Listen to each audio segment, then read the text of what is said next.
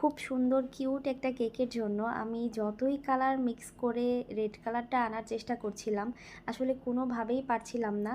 দেন আমি ভাবলাম যে এটাকে আর একটু সুন্দর করে ফোটানোর জন্য আমি যদি একটু কালার ব্রাশ করি তাহলে হয়তোবা খুব বেশি ভালো লাগবে।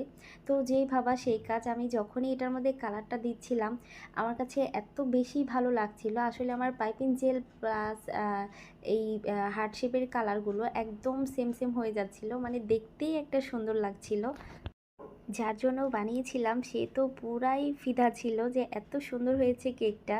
তো যাই হোক, আমি কিন্তু অবশ্যই বলে দিয়েছিলাম যে ফন্ডেটটা খেও না, এটার মধ্যে আহ, অতিরিক্ত কালার দেওয়া হয়েছে কালারটা আনার জন্য। আসলে তার কথা ছিল যে কেকটা যেন দেখতে একদম হুবহু পিকচারের মতো হয়, প্লাস দেখতে যেন খুবই সুন্দর লাগে। তো আমি সেই জন্যই এটার মধ্যে কালারটা অ্যাড করেছিলাম। আর এমনিতেও আমরা সচরাচর কেউ ফন্ডেটটা খাই না, যদিও এটা খাওয়া যায় তবে এটার স্বাদ একদমই ভালো লাগে না, যার জন্য এটা সবাই ডেকোরেশনের ক্ষেত্রেই ব্যবহার করে থাকে।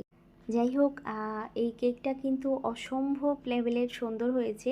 আমি ফুল ভিডিওটা পরে একসময় শেয়ার করব, তবে আজকে এতটুকুই যে আমি ফন্ডেটের সুন্দর হার্টশেপগুলো কিভাবে এরকম প্রপার কালার এনেছি সেটাই শেয়ার করলাম। তো কেমন লেগেছে ভিডিওটা অবশ্যই জানাবেন। আল্লাহ হাফেজ।